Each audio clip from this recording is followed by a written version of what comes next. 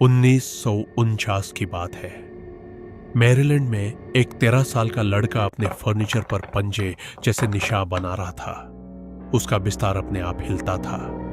उसकी स्किन पर अंदर से वर्ड्स उभरते थे, जैसे कोई चीज उसके अंदर से लिख रही हो। प्रीस्ट्स को बुलाया गया और जो हुआ उसके बाद वो अमेरिकन हिस्ट्री का सबसे ज्यादा डॉक्यूमेंट किया गया, सबसे ज्यादा डिस्कस किया गया एक्सोर्सिज्म केस बन गया और इसी ने इंस्पायर किया हिस्ट्री की सबसे डरावनी हॉरर फिल्म को। क्या ये जेन्युइन डेमोनिक पोजेशन थी? बिस्तर अपने आप मूव करना, चीजें रूम में उड़ना, एक लड़का ऐसी आवाजों में बात करना जो उसकी नहीं थी, या फिर कुछ ज्यादा हमन था? ग्रीफ, ट्रॉमा, एक फैमिली जो डेस्परेटली आंसर्स ढूंढ रही थी और एक चर्च जो उन्हें वो आंसर देने को तैयार थी। असली डायरी के अंदर जो प्रीस्ट्स ने एक्सोर्सिज्म के दौरान लिखी थी, उन साइकोलॉजिकल थ्योरीज तक जो सुपरनैचुरल एक्सप्लेनेशन को चैलेंज करती है। यह सिर्फ एक गोस्ट स्टोरी नहीं है, ये एक केस फाइल है और इस वीडियो के एंड तक आपको खुद डिसाइड करना पड़ेगा रोलन डो के साथ असल में हुआ क्या था। कहानी की शुरुआत होती है एक 13 साल के लड़के से, जिसे हम रोलन डो के नाम से जानते हैं। रोलैंड एक शांत और इंट्रोवर्ट बच्चा था। उसकी सबसे करीबी थी उसकी आंट हैरियट, जो स्पिरिचुअलिज्म और वीजा बोर्ड पर विश्वास करती थी। हैरियट ने ही रोलैंड को वीजा बोर्ड इस्तेमाल करना सिखाया। फिर अचानक हैरियट की डेथ हो गई। दुखी रोलैंड ने सोचा, अगर वीजा बोर्ड सच में डेड लोगों से बात करवा सकता है तो शायद वो अपनी आंट से दोबारा बात कर सकता है। एक रात उसने अकेला बोर्ड के सामने बैठकर पूछा, आंट हैरियट, क्या आप वहां हो? और यहीं से सब कुछ बदल गया। उस रात के बाद रोलैंड का बिहेवियर बदलने लगा।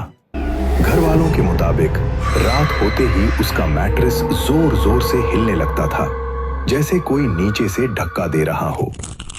फिर दीवारों और छत से स्क्रैचिंग और खरोचने जैसी आवाजें आने लगी। फैमिली को पहले लगा कि शायद चूहे या कोई जानवर होगा। पूरे घर की तलाशी ली गई, लेकिन कुछ भी नहीं मिला। और फिर आवाजें और तेज होने लगी। अब डर सिर्फ रोलैंड को नहीं, पूरे घर को लगने लगा था कि कुछ अजीब हो रहा है। लेकिन ये सब यहीं नहीं रुका। एक रात रोलैंड का मैट्रेस इतनी जोर से हिलने लगा कि उसकी फैमिली ने अपनी आंखों से ये मंजर देखा। अब ये सिर्फ आवाजों की बात नहीं थी।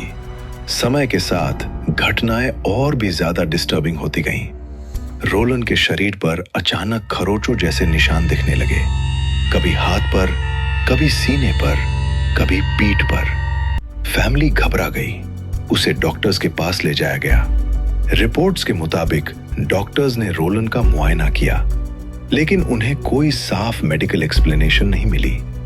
उस दौर की कहानियों के मुताबिक कुछ निशान ऐसे लग रहे थे जैसे स्किन के अंदर से उभर रहे हों, लेकिन सच ये था, डॉक्टर्स के पास जवाब नहीं थे। और जब साइंस को एक्सप्लेनेशन नहीं दे पाई तो रोलैंड की फैमिली ने अपनी नजर एक और जगह मोड़ दी, चर्च। उन्हें लगा कि शायद अब इस राज का जवाब दावा में नहीं बल्कि दुआ में मिलेगा। और यहीं से शुरू होता है वो चैप्टर जिसने बाद में द एक्सॉर्सिस्ट को जन्म दिया। चर्च ने केस की जांच के लिए फादर एडवर्ड ह्यूज को भेजा। उनका काम था ये पता लगाना कि रोलैंड वाकई पोजेस था या फिर किसी मानसिक या शारीरिक समस्या से गुजर रहा था। शुरुआती एग्जामिनेशन में फादर ह्यूज ने एक टेस्ट किया। रिपोर्ट्स के मुताबिक उन्होंने रोलैंड पर आम पानी छिड़का, लेकिन उसे बताया कि ये होली वाटर है। हैरानी की बात यह थी कि रोलैंड ने उस पर भी रिएक्शन दिया। इससे फादर ह्यूज को लगा कि शायद रोलैंड एक्टिंग कर रहा है या किसी वजह से ये सब दिखावा हो सकता है। लेकिन बाद में केस से जुड़ी रिकॉर्डिंग्स और नोट्स को दोबारा देखने पर कुछ लोगों ने दावा किया कि रोलैंड अजीब शब्दों और वाक्यों का इस्तेमाल कर रहा था, और उन वाक्यों का मतलब कुछ इस तरह बताया गया, प्रीस्ट से डरो, जैसे कोई चीज रोलैंड को अंदर से निर्देश दे रही हो। ये बात और भी अजीब इसलिए लगती थी क्योंकि रोलैंड ने कभी लैटिन सीखी ही नहीं थी। फादर ह्यूज अब इस केस को पहले जैसा सामान्य मामला नहीं मान रहे थे। पहले एक्सोर्सिज्म अटेम्प्ट के बाद चर्च को एहसास हो गया कि यह मामला आम नहीं था। इसलिए केस को मिजूरी भेजा गया, जहां जिम्मेदारी दी गई फादर विलियम एस बाउडन को। उनके साथ थे फादर रेमंड जे बिशप और फादर वॉल्टर हैलरन। फादर बाउडन एक अनुभवी और सम्मानित प्रीस्ट थे। उन्होंने जिंदगी में कई मुश्किल सिचुएशंस देखी थे, लेकिन बाद में उन्होंने माना कि रोलैंड का केस उन सबसे अलग था। एक्सोर्सिज्म हफ्तों तक चला और हर सेशन के साथ हालात और ज्यादा इंटेंस होते गए। रिपोर्ट्स के मुताबिक रोलैंड को कई बार बेड पर बांधना पड़ता था क्योंकि एक्सोर्सिज्म के दौरान वो वायलेंट हो जाता था।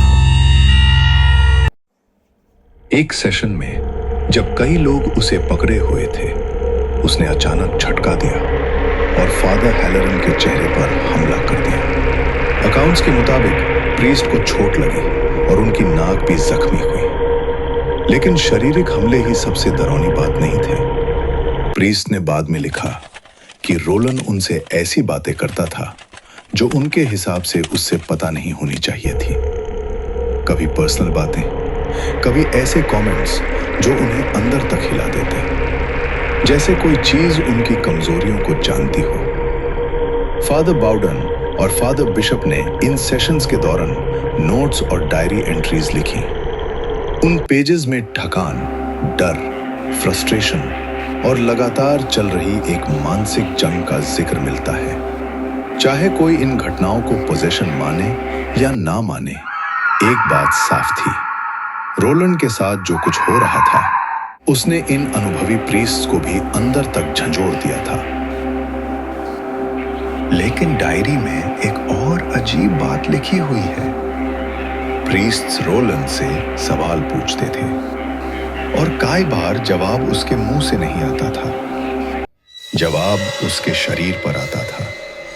फादर बाउडन की डायरी के मुताबिक जब पहले सवालों का सिलसिला शुरू हुआ तो रोलैंड ने एक रोमन न्यूमरल लिखा, X। डायरी में स्पेसिफिकली नोट किया गया है कि यह सिंबल एक बार नहीं बल्कि कई बार रिपीट हुआ, और इसी वजह से प्रीस्ट ने हर नई घटना को डिटेल में डॉक्यूमेंट करना शुरू कर दिया। जितना ज्यादा वो सवाल पूछते उतने ही अजीब जवाब मिलते। एक और जगह डायरी में लिखा है, You may not believe me, then R will suffer forever। और हर नए दिन के साथ रोलैंड की हालत और खराब होती जा रही थी। एक्सोर्सिज्म रोलैंड और प्रीस्ट्स के बीच की लड़ाई नहीं रही, ये उनके विश्वास की लड़ाई बन गई। फिर आई वो रात, आखिरी रात, हफ्तों की प्रार्थना, हफ्तों की चीखें, हफ्तों की लड़ाई, और फादर बाउडन पूरी तरह थक चुके थे। डायरी पढ़ते वक्त एक चीज महसूस होती है, जैसे वो भी हार के करीब पहुंच गए थे। उस रात उन्होंने एक फैसला किया। अब ये लड़ाई उनकी नहीं थी, अब सब कुछ भगवान के हाथ में था। उन्होंने सेंट माइकल को याद किया। क्रिश्चियन ट्रेडिशन में सेंट माइकल को शैतान से लड़ने वाला वॉरियर एंजल माना जाता है। फादर बाउडन ने रोलैंड के पास जाकर कहा, सेंट माइकल के नाम पर इस बच्चे को छोड़ दो। कमरा खामोश हो गया, बिल्कुल खामोश। और फिर कुछ ऐसा हुआ जो फादर बाउडन ने अपनी डायरी में लिखा। एक्सोर्सिज्म के बाद रोलैंड ने बताया कि उसने एक विजन देखा। उसने कहा, उसके सामने एक बहुत तेज सफेद रोशनी थी। उस रोशनी में एक आदमी खड़ा था, लंबे बाल, सफेद वस्त्र और हाथ में आग जैसी तलवार। उस आदमी के सामने एक अंधेरा गड्ढा था और उस गड्ढे में शैतान। रोलैंड ने कहा, उसने आग देखी, उसने गर्मी महसूस की। फिर डायरी के मुताबिक उस रोशनी वाले आदमी ने एक शब्द कहा, डोमिनस, लैटिन में द लॉर्ड।